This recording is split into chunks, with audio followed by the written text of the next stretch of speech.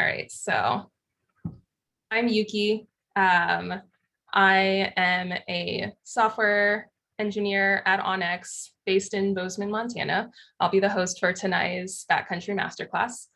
I actually grew up in the suburbs of Houston, Texas, and I went on my first hike when I was 21 during a college internship in Colorado. So that was the start of my love of the outdoors. After I graduated with a degree in computer science, I ended up traveling a bit, which led me to take up guiding jobs in various settings in Alaska, Japan, Guatemala, and most recently in and around Yellowstone. In my time off, I enjoy trail running, climbing, camping, and wildlife photography. All right, I'll have Haley and Gary introduce themselves. Cool. Thanks, Yuki. My name is Haley. And I'm Gary. And we are a Subaru Leave No Trace traveling team. So what that means is we live out of a Subaru full-time, pretty much all year round, and we get to represent Leave No Trace as an organization at all different Leave No Trace workshops and hotspots, which we'll talk about later, and public community events. And we really just try to live and live into the outdoor stewardship lifestyle wherever we go. Most recently, we were in the Grand Tetons too. Just came from there today. Beautiful weather. So awesome. Thanks, Haley and Gary. Vasu, go ahead and introduce yourself. Hey, thanks, Yuki. So my name is Vasu Sojitra. My pronouns are he, him, and I'm, as it says, a backcountry ambassador for onX, as well as a disability access strategist. I'm currently in Denver, which is the land of the Arapaho and Ute tribes and nations, and originally from Bozeman, where Conrad and I both reside, which is the Crow, Northern Cheyenne, Blackfeet, and many other tribes, nations, and confederacies. I also go by the motto of ninja sticking through the woods to center and intersectionality in the outdoors. And in this case, really talking about that access side. And when it comes to land management, how to incorporate more Native voices at the table. I myself am not Native, but do have a lot of relationships with Indigenous and Native folks in our country, and try to vocalize their message as much as possible, like the message right over my shoulder of the land back movement, which I'm more than happy to share throughout the entire presentation. Thanks, Yuki. Thank you, Vasu. Conrad, go ahead and introduce yourself.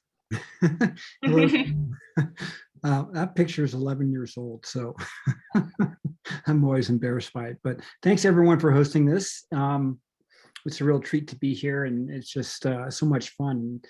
Haley and Gary, do you live in your Subaru full time, or do you like? Wow. We do. Yes, facts. Every now and then a hotel or something like that. Yeah. Great.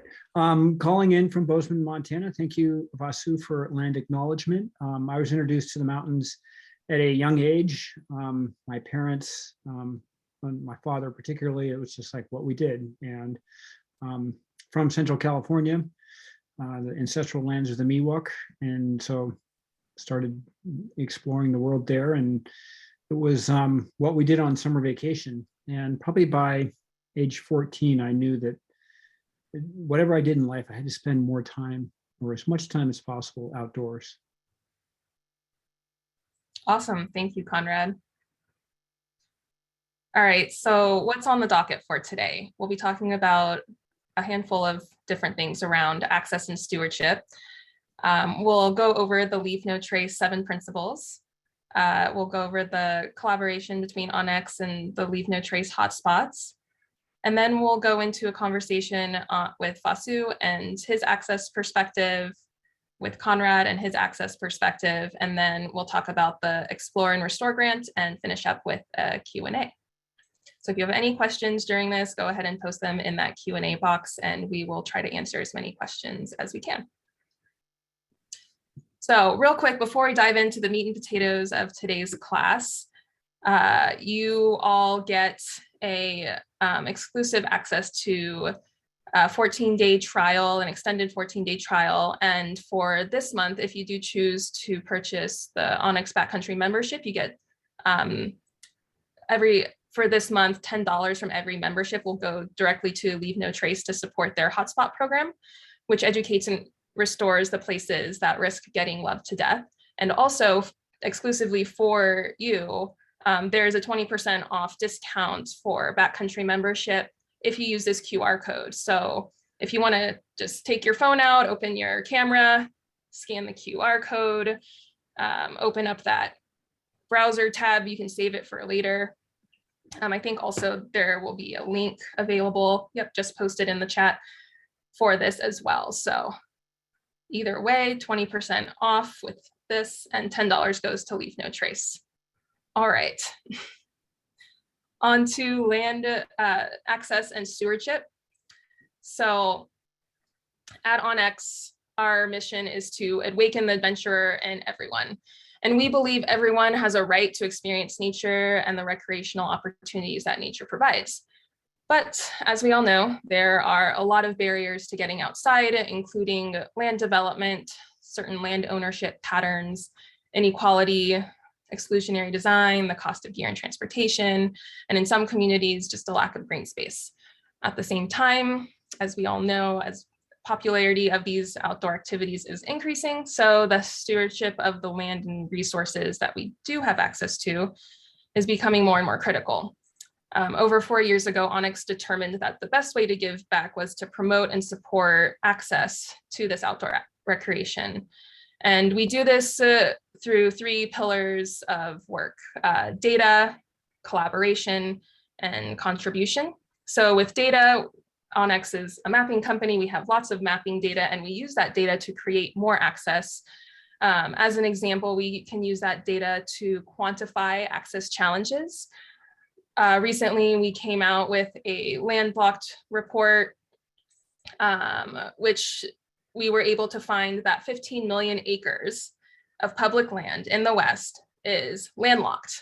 And of that 15 million, 8.3 million acres is corner locked, so inaccessible to the average person. And we were able to find these numbers with the data that we have. As far as collaboration, we collaborate with different types of groups, like land management agencies, land trusts, conservation nonprofits, and groups like Leave No Trace to promote public access and stewardship of these shared public lands. And then contribution, that's us putting money where our mouth is. So a portion of our profits always goes to grants and nonprofit groups. At onX, we have the Access and Stewardship Grant, Backcountry Trail Work Grants, onX Give Grants. And since 2018, we've helped unlock 59,400 acres of land, and we've helped secure, rehab, or open nearly 40 miles of trail. And we have a lot more projects in the works. And I think a link will be posted in the chat. If you want to learn more, if you want to check out the core beliefs about access and stewardship, you can check out the link that I think will be posted in the chat in just a second. Yep, there it is. So that's access and stewardship. I'll pass it to Haley and Gary to talk about the 7 principles of Leave No Trace. Sure. Thanks, Yuki. So before we kind of just do a brief overview of the 7 principles and what they are, which some of you may be familiar with them, but I guess in general, to start off, we like to talk about the 7 principles being a framework, as it says here, rather than a set of rules that must be followed. Otherwise, like you're a bad person or you're breaking the rules or anything like that. We really just want it to be a framework for making good decisions in the outdoors, no matter what that means to you, no matter what your background is with outdoor recreation or just nature in general. We just want this to be relevant to every activity, every environment, every social group, and just making sure like these are just tactical tools to minimize our impact anytime we're recreating so that we can be better stewards. Yeah, and as the slide says too, though the 7 principles or the 7 tips that we call it of Leave No Trace was established or created for the backcountry, now Leave No Trace has been doing a ton of work to adapt it to your everyday life, any activity, whether that's backpacking, kayaking, to geocaching and going out to your local park. And so, yeah, as we will get into the 7 principles, these are just good things to keep in mind as well. So these are the 7 principles. Yes. We'll just read over them really quickly, since I know we'll definitely talk more in depth about them throughout the evening. But principle number 1 is plan ahead and prepare. 2 is travel and camp on durable surfaces. And then you have dispose of waste properly. 4 is leave what you find. So it kind of goes like snakes over. Left. And then minimize campfire impacts. 5 is respect wildlife. 6 is Or respect 6 wildlife. is respect wildlife. Sorry. And 7 is be considerate of others. Yeah. And I guess just one thing too, as we talk about these 7 principles and what we as an organization, Gary kind of talked about how we're trying to make it relevant to all different kinds of recreating. But I think something also is we're trying to make this messaging relevant to different people groups as well, and finding ways for it to be culturally relevant based on, you know, how we all were raised. I know for us, like, some of these principles just really stuck initially, and some of them took a lot more practice and understanding. So that's definitely something that we like to bring into the conversation as well. Awesome. Thank you. Vasu, feel free to chime in and chat about how you view access and what you've seen as far as access. Yeah, definitely. So again, I am an adaptive athlete, and the word access definitely has some weight to it when it comes to the disability community and land access in general. You know, I still view being outside as nothing different than just being human. I feel like we've created this ethos in our country that our natural landscapes are compartmentalized away from our urban areas or where we live. This idea around the Wilderness Act back in the day really broke that down and started really destroying this natural connection that we as humans have with our natural landscapes. So the biggest thing that I try to focus on is trying to, you know, bring that back to reality, bring that back, because that's kind of what I grew up as, and within my Indian culture as well. There's no difference between humans and nature. We're all one and the same.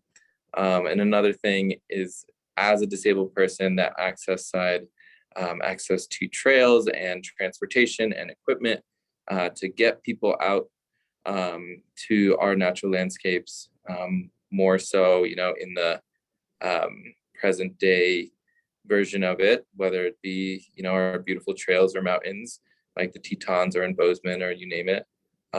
There are a lot of limiting factors and barriers that are completely outside the powers of the human that is affected. Myself, I've had to create my own equipment to be able to gain access to some of these areas, to be able to go skiing with my friends who are able to buy their equipment just right off the market, whereas I've had to kind of put my head together for years on end to be able to create some of that equipment for myself. And that in itself is a privilege to be able to make that. So I know a lot of other disabled folks might not have that opportunity to be able to do so, or have the financial means or the education opportunities to be able to create something that would help them gain access to the trails. So yeah, there's a lot of different things that I, you know, try to bring up when it comes down to it. And, you know, a lot of it, again, goes back to that disability perspective of what is this definition of access? Is it, you know, for just the status quo, the ones that, you know, are already out there? Is it to gatekeep these very, you know, powerful places away from minorities that are slowly getting into the outdoors because of increase in access, increase in opportunities, mentorship, financial, transportation? You know, these are the questions I try to answer with the work that I'm doing, and, you know, just try to probe and pester and dissent and try to get companies to follow suit into breaking down a lot of these barriers, again, people of color and disabled folks run into. So yeah, it's kind of a all-encompassing thing. Yeah, I don't know. I mean, if there's other questions you'd like to ask me, Yuki, or anyone else, I'm happy to share. But, you know, it is very complex and nuanced, and I try to break it down through the language that I use to the perspectives that I share through the photos that I take. And even the slight little thing is land acknowledgement for the native communities that I'm connected with, to be able to at least have their perspective at the table as often as possible. Awesome. Yeah. What are ways that you recommend to break down some of those current barriers? I mean, there's a lot of different ways. I always tell people, I don't know where I heard this, but it's kind of do you know what the golden rule is, Yuki? Remind me. I feel like I know it. But... It's treat others how you want to be treated. Right. Right. So I always tell this like golden rule 2.0 or whatever, this next iteration of it is treat others how they want to be treated. So it really depends on, the communities that you're hoping to connect with. I really love connecting with a variety of different people, whether they're disabled or queer, native, Black, brown, old, white, whatever. They all have different lived experiences. And most of the time I just try to listen as much as possible to understand how they most want to be treated, and how I can use my platform and voice and whatnot to be able to elevate some of those stories, especially ones that are very much affected by our country's history. So those are kind of what I tell people. And then of course, like biggest thing we can easily do is just changing our language, especially working with different communities from marginalized and historically excluded backgrounds, is just working to evolve our language that best suits in those spaces and trying to radiate that into our day-to-day lives as well. Yeah. Haley and Gary, do you have any input on this access issue that Vasu has been talking about? Totally.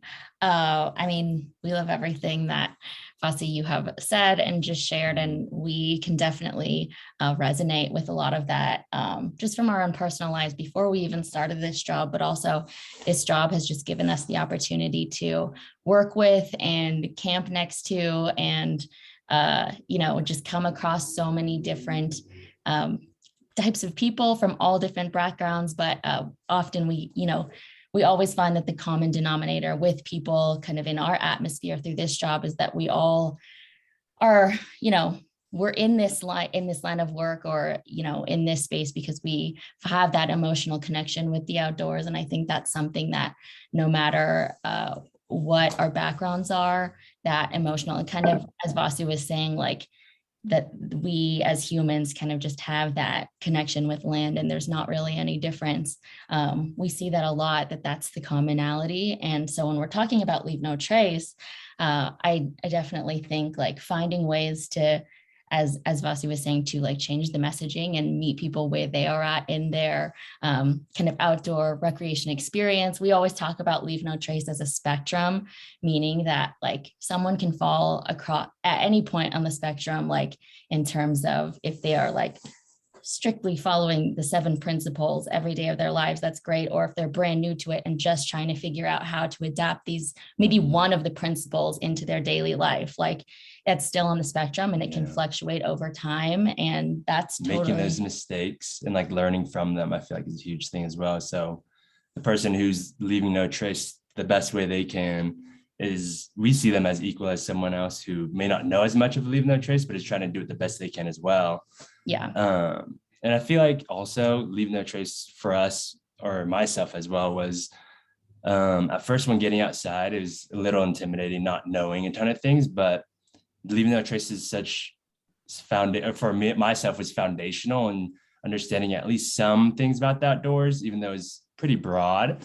But it could be adapted to so many different activities. It kind of gave me a little bit more confidence of being like, oh, okay, like I can at least understand how to, stay on trail and what surfaces to step on and whatnot. But at least gave me a little bit more confidence of introducing myself to like the basics of the outdoors as well. So, and it is totally culturally dependent too. Like for us, like, I don't know, or for me, at least growing up in an Asian household, like for example, the idea of recycling and reusing things is like very to me feels very cultural and very like innate. And so that aspect of Leave No Trace came very naturally and easily. Whereas like, learning the really tactical, like how to dispose, like how deep to dig your cat hole, things Yeah, like that, like foreign. totally foreign. And I think when we try to communicate Leave No Trace all across the country, we just try to like not assume that people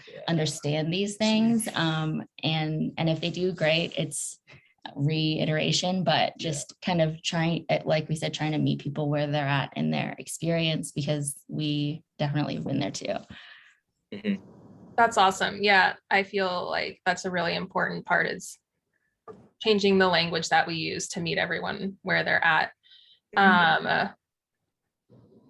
As far as Vasu, I'm sure you've had your eye on this subject for a while now. Like, what are the areas of opportunity and importance that you've seen develop over the last many years that this has been in your focus? Yeah, I mean, like, so in the disability world, there are hundreds of organizations that are providing access for the disability community, which is amazing. And they are all looking for support in some way, shape, or form, whether it's volunteering your time or providing gear or providing money or any kind of knowledge. All these organizations are very much always looking and fundraising and developing their programs to affect more of their local communities or national communities. One massive thing that happened over the past couple of years was that the Olympic and Paralympic committees combined as one. So there's a more integrated model happening within some of the higher end sports as at the Olympic level, which has been really great to see. And also Paralympians also being paid just like Olympians are. So all those little things are, providing more and more access for adaptive athletes, people with disabilities, to see themselves in mainstream culture, mainstream media, mainstream athletics, to be able to push themselves into a lot of these newer activities, newer spaces that they might not have previously seen before. So some of that stuff is incredibly impactful, I'd say, as an adaptive athlete trying to pave a path for others to follow or create their own. So yeah, that's something that I've been loving seeing. That's great to hear. That's pretty cool. Vasu, you've done some pretty awesome stuff recently, especially. How have you broken past the red tape, might we call it, of expectations of disability access? And maybe you can talk a bit about your summits of Denali and Orizaba? Is that so it was Cotopaxi, okay, as well as Mount Moran and the Tetons last year. So last year was kind of a bigger year, I realized. This year has definitely slowed down, which is great. I just needed to catch up on sleep, I realized. But yeah, so myself and another individual that also has a disability, also has one leg, but completely different way of moving in the mountains. His name is Mcafee. He's not a pro athlete, but he used to be a pro athlete for jet skiing, which was really far out when I heard about that. But both of us summited and skied off of Denali, making us the first people with disabilities to do so, at least visible disabilities to do so. And we documented that and shared that on the onX side. And that was incredibly impactful. Ironically, Conrad definitely helped me a ton with that, given Conrad's history with Denali and him being is it a ranger, Conrad? I forget the name of the park rangers that live up there pretty much during the climbing season. Can't call myself a ranger, but I was a volunteer. So okay, but you were there for like a season, right? Yeah. Over from 89 through 96. Damn. Yeah, so definitely leaned on Conrad for some of that information. He's incredibly open. We've built a relationship over the past, I don't even know how many years now, 5 or 6 years now. And that definitely helped I kind of go back to this like idiom or whatever saying it is of like, you know, teach or give a man a fish, feed him for a day, teach a man how to fish, feed him for a lifetime kind of thing. And I think that's kind of the idea of mentorship that I've had with Conrad, where he has taught me a lot of different aspects of how to navigate the outdoor industry, how to create media within the industry, just some of the, you know, tactical skills or, you know, technical skills needed to navigate glacier terrain and big mountain terrain, some of the gear that he's lent me as well. So all of these little things have definitely taught me how to quote unquote fish or ski in my case, but that's been super important to breaking down a lot of those barriers that I might, you know, felt a little bit more overwhelmed about when I was just starting how to jump into this, you know, more intense or epic realm of ski mountaineering. That's really awesome to hear about. Mm-hmm. Yeah. So, I mean, of course, there's like 500,000 more things, but yeah, that was just kind of some of the things, especially for Denali and, you know, becoming an athlete on North Face and with onX now as well. So yeah, all those things combined has created a louder voice for me and a louder platform to be able to share again what I'm talking about today and just like represent the disabled community in a way that they hopefully find important in a way that moves us forward a little bit more. Awesome. Yeah. How do you see, how do backcountry users wade into the political level or like first steps in terms of like creating more access or trying to advocate more access? Like what can the backcountry person do? You know, I think working in their own small communities is super important. You know, I think the G word kind of gets into the mix a little bit, the government. So trying to really like focus locally as much as possible is super important. I think, and I think Conrad can attest to that too, given he's like backed a lot of local politicians in Bozeman around land management and all that kind of stuff. So I think that's been super important to focus on, especially as someone that might not have as loud of a voice as, you know, some pro athletes or us two or LNT or anyone, you know, in this realm. I think just focusing within our small communities, because it is so easy to get overwhelmed with everything that's happening in our world right now. And just trying to vocalize like why it's important to have access to public lands, not just for, you know, oneself or myself, but for my community, the generations to come, and why it's important to center those voices as much as possible as well, to make sure that our land is, you know, stewarded as well as it can be. So yeah, that's a really good point. Mm-hmm. And in Montana, today's the day to turn in your ballots.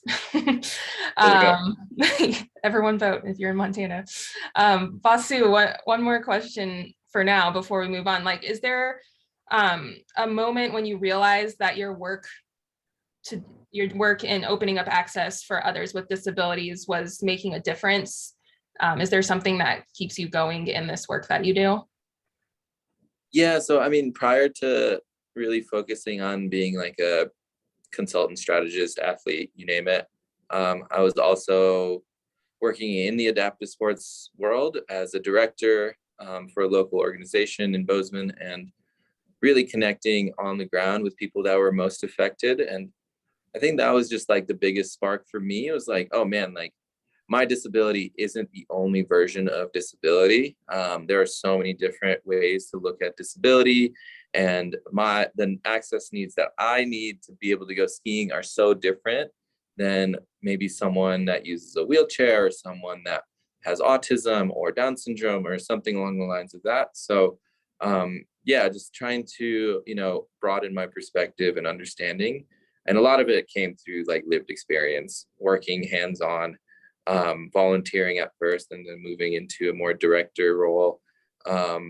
Yeah, so that was kind of a giant spark for me when it came to more of that access to outdoor opportunities, and specifically our lands.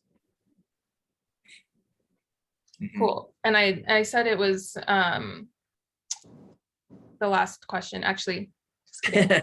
I already asked these questions. Well, I want to continue this conversational vibe, but I do want to hear from Conrad about his perspective. Can you tell us a bit about how your perspective has changed throughout your mountaineering and climbing experiences? Yeah, and thank you everyone for tuning in, and thank you, Vasu, for recognizing our friendship. And also I appreciate the insight and the reverse mentorship that you've helped me out with when we hit the double whammy of COVID and George Floyd, that we had some very good discussions, and you've helped me, and in turn I've gone on to help people. This right here, this photograph is in Yosemite, and for no other reason but the way the world works, 1853, on my father's side, the family became provisioners for gold miners, and at the expense of the Miwok and Tuolumne Native Americans that were there. And so when I was a kid, this is where I went and this is what I did. And so starting at age 2, we'd always be in the backcountry. We'd go in with mules and just fish and hang out. And then I started doing a little more climbing and getting more technical with it. Age 14, went on a solo trip. And this was in the 70s when backpacking was kind of a thing. I mean, now it's like, you backpack, you got to do something. You got to go there and do something. And I kind of turned into that. I'm going to go there to go climbing.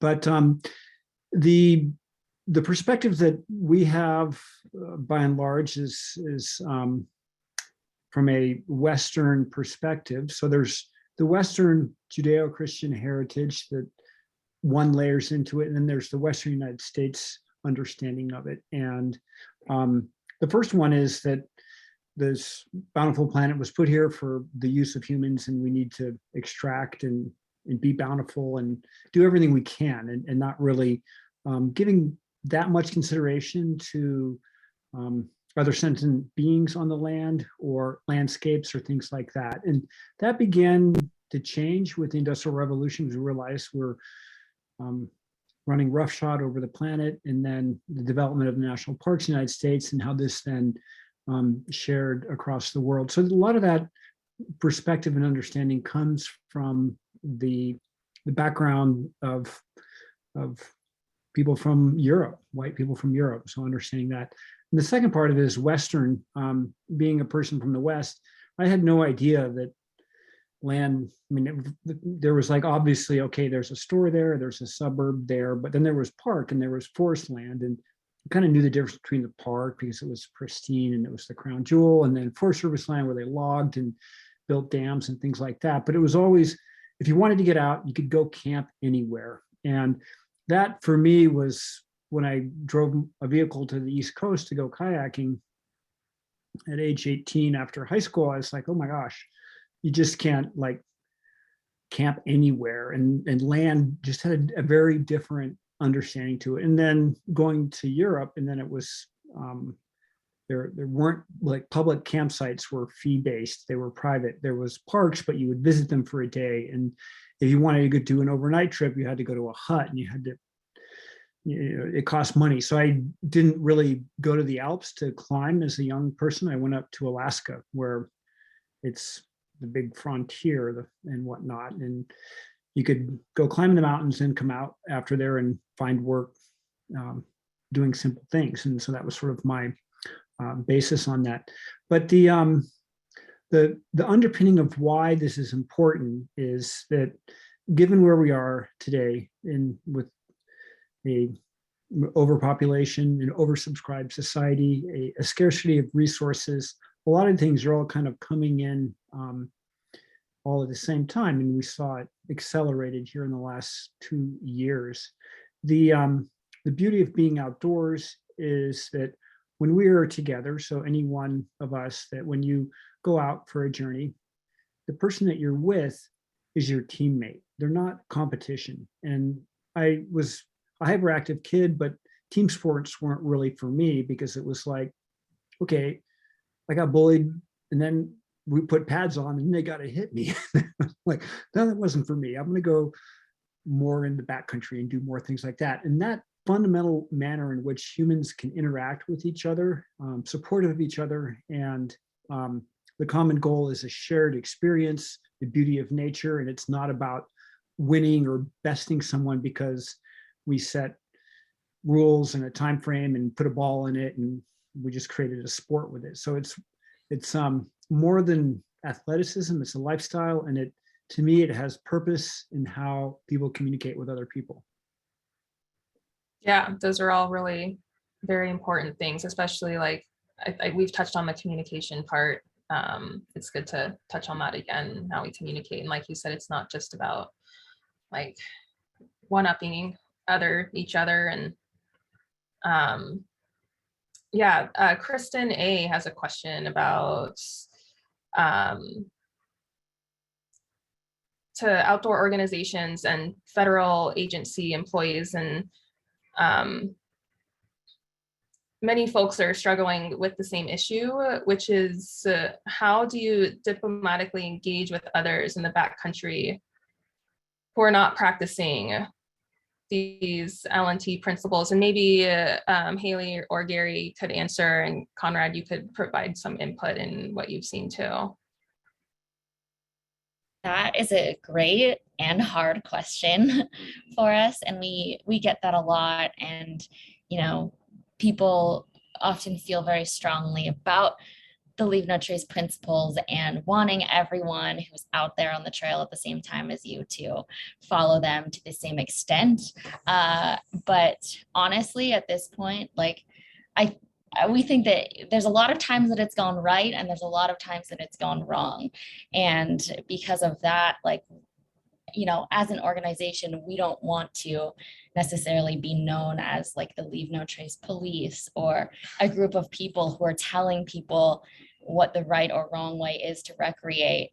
And we really want people to see it as like, for the sake of the environment, like for the sake of the resource, which is nature itself. Like, we would want to just adapt these principles into our lives, not for our own sake, not to stand on a pedestal or anything like that, but just to protect the environment, to do our part. And in, you know, when we talk about like effective communication of Leave No Trace, we, like, I don't know, diplomatically say that the best way, simply put, is to leave it to land managers and uniformed officials to kind of implement these Leave No Trace principles to general public who are doing what we call less than Leave No Trace moments, because there's just a lot of room for error when it's user to user.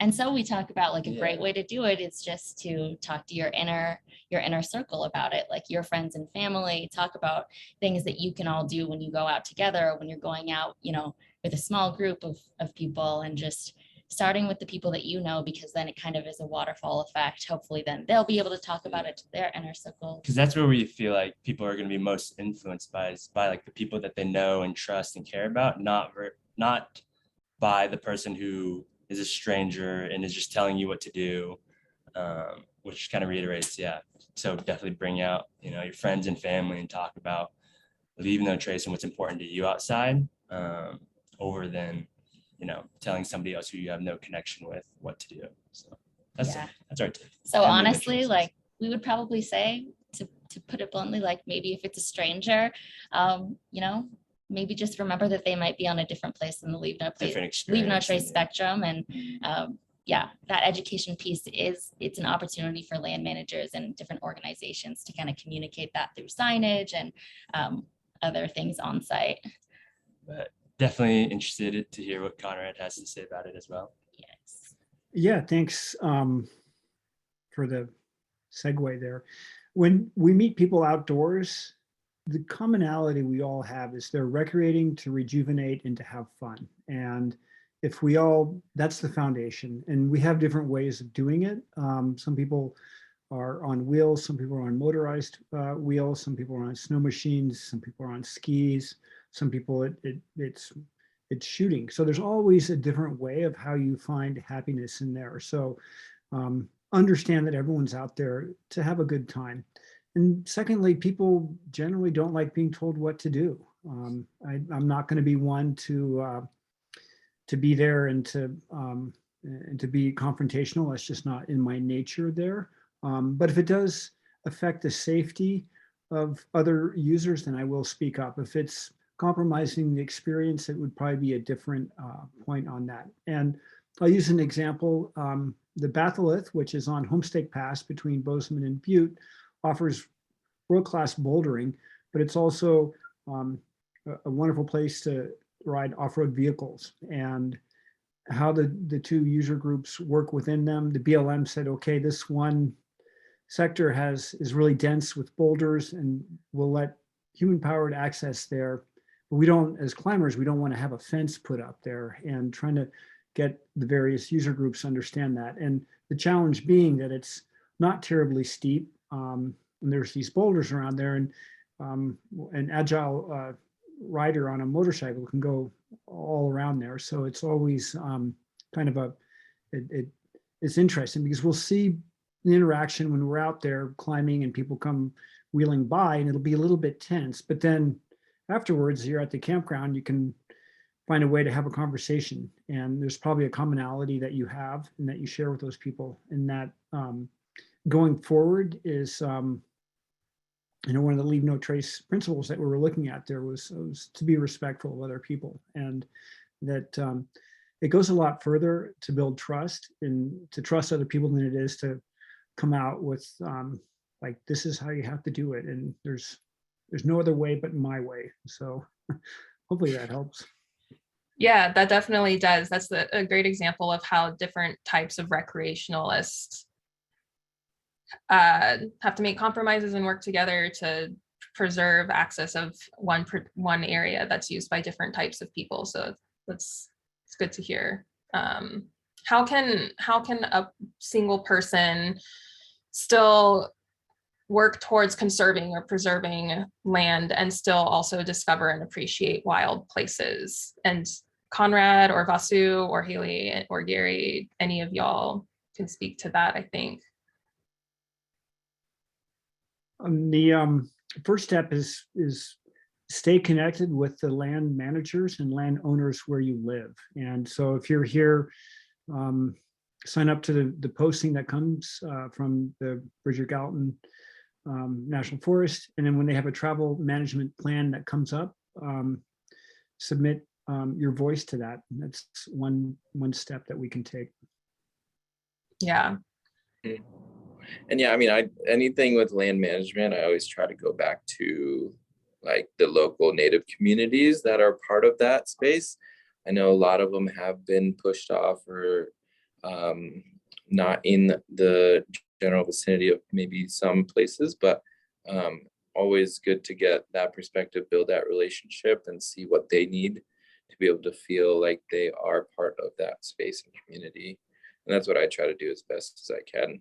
Like there's a prime example in Montana right now that I forget, I think it's 18,000 acres of undeveloped land in Montana was returned to the Salish Kootenai tribe. So, and that came with a lot of organizing behind the scenes from Native people and non-Native people. And based off that, those are some traditional ways of managing our lands. Through buffalo restoration work, through native traditional ancestral knowledge that has been a part of our natural landscape for thousands and thousands of years before colonization happened in our country. So, it's a big thing that I like to do, is just focusing on that part, is to try to give the agency and power to the native communities in the areas that I'm a part of. That's a really good call out, Vasu. It's not a perspective that I hear too much about. So it's probably not a perspective that many people hear too much about, and it does need to be talked about a lot more. Let's see. So going along with kind of what you were speaking to earlier, Conrad, about climbing and climbing areas. And to climb is to access higher peaks, but when you climb, you have to start on the ground. As far as climbing goes, can you speak to things that you're doing on the ground as it relates to climbing access? And what are those things we can do once our feet leave the ground?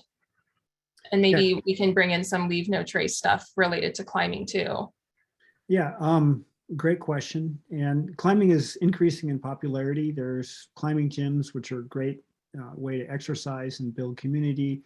It's been in the Olympics. There's a movie about Alex Honnold climbing this piece of rock in this picture without a rope that kind of blew it all up. But yeah, with the increase of use in climbing, we have to be mindful of where we are and how we do with how we go there. So in this photograph, this is aid climbing. There's really nothing, it's not free climbing, it's not free soloing, and we're clipping pieces of hardware that are left in the rock or you place and try to remove with as little impact as possible. But all the various land agencies on public land have a different set of guidelines on how to work with them. And so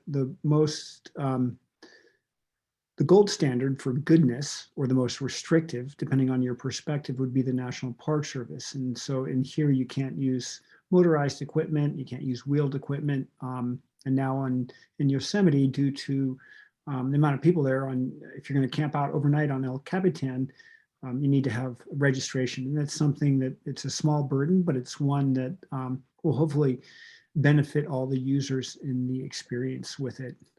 In my own, I've been climbing long enough that if I go climbing here in around my local area, and I go to a popular area that I know that is it's welcoming to new first-time climbers, I make them feel welcome. I'm like, wow, isn't this great? We got to share this out here, and we got to be there together in that same space. But moreover, there's plenty of cliffs, and so we're able to disperse that usage with it. So know what the regulations are on the land that you're climbing. Be particularly mindful of indigenous cultures and their connection to the land. So Greyhorn Butte, which is otherwise known as Devil's Tower, the month of June, which we are now in, is during solstice, it's not illegal to climb, but it's requested that people don't climb there. Same thing in Nepal, Machu Picchu, which is the fishtail, or Mount Kailas, Uluru Rock in Australia. All these are sacred places, Shiprock in the Four Corners, and we don't need to climb everywhere, everything. And there's a little bit of understanding that that climbers got to see that we're not the only ones out there recreating, and to give space and to give birth to other user groups. Yeah, that's really important. In this area that, around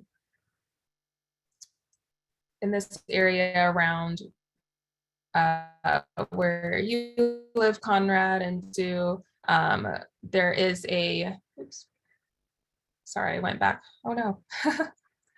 I wanted to share this webpage, this onX Maps. Let's see. Do y'all see that? In collaboration with the Leave No Trace, and having Leave No Trace designate some hotspots that we need to pay particular attention to. This is in the Bridger Wilderness area, which is near where we live. So if I zoom out, you can kind of see Wyoming, in this area right here. Haley and Gary, do you mind speaking a bit about Leave No Trace, this hotspot, and why this is a hotspot, what a hotspot is? Sure. Yeah. So basically, hotspots, what they are is, this is something that we have going on in the organization every year. There's totally different hotspots each year that are nominated by anybody. Sometimes they're land managers, sometimes they're just passionate community members or volunteers. and they go through this whole nomination process. And the ones that are selected, we as Subaru Leave No Trace traveling teams go and lead these hotspots, which is a week of leave no trace, like extreme leave no trace implementation, I guess. And that involves workshops for land managers and volunteers and people who are interacting with general public, but there's also community outreach events, developing action plans for the land manager so that after this week is done, they kind of know exactly the next steps that they're going to take in terms of educating visitors on the principles and just minimal impact attitude. Yeah. And so, do you want to talk? I was gonna say, most of these these areas are places that have been loved to death or have high impacts from user groups. And so, like Haley said, we go in talking about leaving no trace to the general public, but also the people who are going to stay there and be there long-term, longer than the weekish that we're going to be there. So that is a lot of the training we do with land managers there. But it's awesome to see them on the onX app, and you can locate, I think, all of them and see what's happening there and how you can be involved. Because I think there should be a link to like kind of the agenda of each hotspot. So for example, the one in Bridger Wilderness is happening in just a few weeks in the end of this month. And so we will be there. We actually just came from, as Gary mentioned, we came from Grand Teton National Park today, but we'll be back in that area. And a lot of the community outreach for this hotspot will be happening in Pinedale, Wyoming. But we'll be teaching like Leave No Trace workshops and things like that. So if you're in the area, there's a lot that anyone can attend as well. What are a few steps that we can take to prevent a place from becoming a hotspot? Question. That's a good question. Go ahead. I had some right off the bat. I think like what we were talking about earlier is that we see that places can have less impact when they know about leaving no trace, even just the basics of it. And so I think sharing with your sphere of influence, your friends, your family, taking people who don't normally go outside and showing them why you like the outdoors so much is a great way to be able to share leaving no trace and how to take care of the outdoors organically and naturally. I think that's and it may sound contradictory, but honestly, I feel like encouraging, like Gary kind of touched on, like encouraging people to go outside and go into this land, the public land right now that we're able to gain access to, because the more people get out there and, fall in love with these places, the more they're going to feel that natural responsibility to want to protect it, especially if they want to keep going back. And once you're out there and in the field, as we call it, you really you can see these impacts in person, even when they're just beginning, and you really feel more motivated, I think, to take action. And we always say, like, we talk about this cumulative impact. So like, for example, if one visitor is doing something less than leave no trace, it's not just that one visitor, but it's like tons of thousands of people like picking wildflowers or, taking things from an environment. And so I guess trying our best when we're outside, trying to live by this leave no trace lifestyle. And then hopefully it's contagious from there. Those are really good points. Bringing our friends and families out to the outdoors. So if someone feels that a place needs a little more or a little less love and a little more attention, how does someone submit a hotspot? So there's like we said, there's a whole nomination process, and it's not going to start since for 2022, there's like 10 hotspots, I think, that have already been determined. And that kind of map is on our website. And then for the nomination process probably will happen sometime later in the fall, but there's a whole online, it can all be done online by anyone. And we'll definitely push that out, but it will be available for anybody to complete an application or a nomination form online. So if anyone watching knows of a place that you want to nominate, keep that in mind in a few months. Awesome. Yes. So going back to this slide, before we get to the Q&A, just want to shout out the Explore and Restore grant that we're doing. You can join the Explore and Restore Challenge and enter to win one of 4 $2,500 grants. to help restore outdoor landscapes. This Explore and Restore Challenge is an opportunity for you to get hands-on with restoration work in your area, as well as win funding for your favorite trail organizations. So you can visit this link or scan the QR code. The link is also in the chat. And you can submit an application for one of these grants. Everyone scanned it.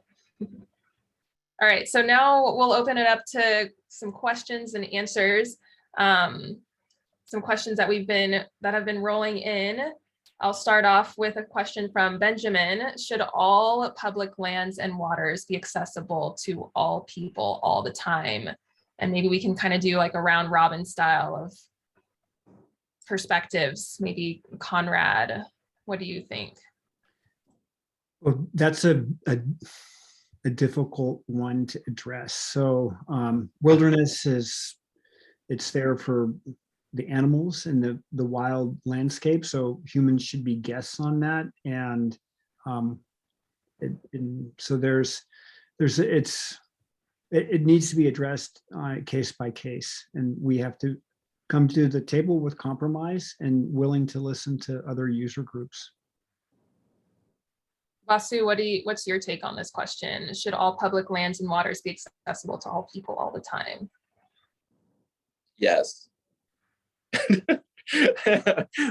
Yes, and I mean, of course, with some restrictions based on how to best, again, manage those lands and not, again, love them to death, as we've been saying, but also figure out how to like actually support these land management organizations and people and native communities on how to, again, best manage those specific areas, again, case by case as well. I think, again, I think I said this before in our pre-meeting that if public lands, so this was a quote by Jose Gonzalez, if public lands were meant to be public infrastructure, what prevents us from funding them as such?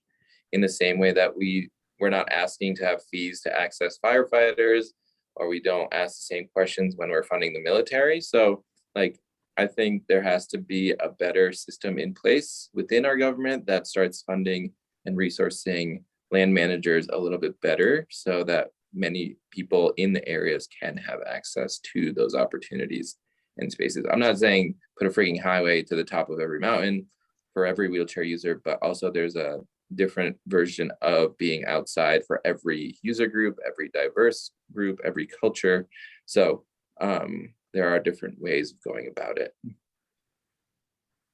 Haley and Gary, do y'all have anything to add on to this? Yeah, I mean, I would agree that I think we think that land ideally should be accessible to everyone. And that being said, like, I love the yes and, because that being said, we really feel like that's where Leave No Trace education has its moment, because ideally recreation would increase, but impact would decrease. And that kind of, it's a little bit idealistic, but we really feel like the best way is, that education piece. So like we've been saying this whole time, talking about Leave No Trace to your inner circle and the people that you are recreating with already, and just practicing these things in your daily life, so that then when you go outside, you can it comes a lot more naturally, these practices, this outdoor stewardship aspect. And then if we're taking better care of these lands, hopefully, land managers will see that and trust us all to take better care of these spaces as well. Yeah. Meredith M had an experience last August. They camped in the Wind River Range in Wyoming for a week, and they packed everything out, even in the pouring rain with soaked packs. They had read the alpine lakes are being polluted by human waste prior to their backpacking trip, and were pretty disturbed by that. It's always a hard topic to discuss within a group and to plan for. So from each of you, Haley, Gary, Conrad, and Vasu, one, are you seeing this in other areas? And two, do you have any tips for backcountry travelers to make it an easier conversation? Yeah, I'll reference Yosemite and the Grand Teton, two popular climbing areas. And there, climbers, you have to carry your human waste out or up and over in the case of being on El Capitan, and then in when you're on the Grand Teton. So learn how to use a wag bag. Don't become freaked out about it, and then learn how to transport it. A little tip might be, I carry masking tape, which is a lightweight form of tape. And so once the human waste has been, it has the agent that's in there, the air is let out of it, it's made compressed. You can then use masking tape, which doesn't weigh much, to then make it into a small grapefruit size container that you can then carry out without the odor and with that. But yeah, we still have a ways to go. If you go up to the lower saddle on the Grand Teton, you'll see people are like, oh, I used my wag bag. It's in this silver bag. I'm going to leave it there till I get done with the climb. Next thing, ravens or birds come up and they think it's food, and now there's just a greater mess. So take care of it immediately and find a way. I find by using that 2-inch wide masking tape, it doesn't weigh as much as duct tape, that it's a helpful way to plan ahead for human waste. That's a really good tip. I had not heard that one before. So I personally appreciate it. These little nuggets, I swear. Saved my ass on Denali, that's for sure. Vasu, do you have anything to add on to tips for making this conversation easier with other backcountry folks? I don't know. I feel like humans have always pooped outside, so try to get used to pooping outside and packing it out. And again, based on how many people are using these spaces, if we want to really preserve them, we definitely have to practice what we preach, and moving it into a more safer, disposable location is, I think, the best option. So others can experience the following generations can still experience these amazing landscapes as well. So yeah, just learn how to poop. Everyone poops. So yeah.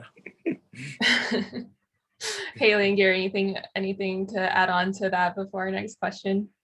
I liked those answers, and I love the masking tape tip as well. And learn how to poop outside. And in general, I think just normalizing conversation about it too. Like we try to talk as bluntly about it as possible when you're pooping or peeing, or if you're someone that menstruates, talking about what to do with that waste as well. And just, we are all human beings that all have these bodily functions, and that shouldn't stop us from being outside. One last tip, if I can share, from a climber's perspective, when we're out ice climbing in the winter, or at the crag, I'm always like, pee like your grandmother would pee. So your grandmother, you don't see her peeing. She hides in the woods, and it's totally discreet, and that's the way to do it. And men need to pick that up. All too often, I'll come to the base of a climb in the middle of winter, and some gentleman had like the expensive multivitamins, and there's like this day glow urine all over the base, and it could have you could have walked away and gone in the trees. So take that cue from your grandmother. I like that. Yeah, that's a good one. Be like your grandmother. Next question coming in from Jason W. As our favorite backcountry areas become more and more popular, how do we balance access for all and overuse? Any of y'all? Vasu, do you have thought? It seems like you're thinking about something. I always have thoughts about this question. I don't know. I personally try to bring people I know into those spaces. Again, the teach a man how to fish kind of scenario where, I don't want to just like blast out where I'm at to every person, because I don't know what their skills are when it comes to backcountry travel. And I don't want to risk someone's safety, especially as a backcountry skier, risk someone's safety in avalanche terrain. So trying to just, build the relationships to people, again, as, Haley and the LNT folks are saying over and over again, is like our close circles and working within those spaces. It is, again, overwhelming to see others not doing the same, but being able to just try to radiate that ethos as much as possible in our small circles day in and day out, because it doesn't just end at the trailhead, it goes back home as well. So making sure we are constantly talking about these issues and bringing them home with us whenever we have the capacity and energy to do so. The foundation of this is that perhaps it's an immutable law of the universe, is that everything has a carrying capacity. I mean, we as humans, we can overtax ourselves, we can overeat, we can do all that. And you can't put more people into a space and anything like that. So Denali, they've done a really good comprehensive user study to know what that carrying capacity is, and they have it at 1,400 climbers per year, and it works out pretty well. The majority of them go to the West Buttress, which is an enjoyable experience. But knowing that we can't have everyone at the same place at the same time, otherwise it turns into Times Square, which is a different experience. We go into the outdoors to get away from that, the mosh pit of humanity, so to say. So that understanding that there is a carrying capacity, and by using onX, which is a tool to help you get into the backcountry, you can use that information to disperse the use and to be less of it. So for instance, ice climbing in Highlight Canyon, which is local to us here, and ice is rare. It doesn't, I mean, you can Nordic ski just about everywhere, but you have to have the right hydrology, geology, and climate to have ice climbing. So it's a sought after medium. It's always in a transitory state. But say at the most popular crag, if you know that on a Saturday afternoon, there are going to be a lot of people there, that perhaps you can find another climb to go to as someone that's a more experienced user. So, and then if you are there, make space for other people, be welcoming. And I, as a climber that people might recognize me, I always make an effort to introduce myself and to say, hey, we're climbing here too. We're going to use our names as we say on belay, off belay. So it'd be Vasu, you're on belay, rather than just, yo, you're on, getting things like that. And those go a long ways to making the user experience pleasurable for all. Yeah, that goes into one of the LNT principles of respecting others. Is that right, Haley and Gary? Right on. Yeah. Yeah. And I think, I don't know, just to add to all of these thoughts too, when we are thinking of like principle number one, which is plan ahead and prepare. And that kind of falls into play when we're talking about this, as Conrad was saying, like maybe on a Saturday afternoon, if you know it's going to be busy. And I think something to add to that is like, if you're fortunate enough to be able to kind of have your schedule be fluctuating, weather pending and things like that. But if you are able to maybe go to these places during a less popular time, keeping in mind that some user groups don't have that privilege. And, sometimes the only time that certain people are able to go is on a Saturday afternoon in the middle of the summer. So just trying our best to, I think, like whatever positive outdoor experience we've had, just being open-minded enough to want other people to have that same experience. And so kind of like a mutual respect for other users. Yeah, all very good points. So for the last question, before we move on to our giveaway, is there a way to improve campgrounds, crags, and other areas without Forest Service approval? Do I need approval to make a difference in national parks? So in Forest Service and national parks, do people need approval to make a difference, or are there other ways they can make a difference without that? You're welcome to pick up as much rubbish and waste as you can on any given day out there. But if you're creating a trail or improving in your view of something, then we have to be mindful. The land managers are there to protect the resource, and there's many different user groups that are within that. So look into how that takes place. And as a new route climber, that I find satisfaction in finding a route, climbing it, sharing it with other people there. That impact is noticeable, but in terms of saying, oh, we're gonna do something, make a better belay platform. Here we work with the Forest Service. We team up with the Southwest Montana Climbers Coalition. We have Wednesday evening trail crew type things where we have a trail crew from the Forest Service that's helping us out with that. So you might not be doing your fellow outdoor users a solid plus by going out there and doing something that you think is the right thing to do. And it's all about compromise and communication. Awesome.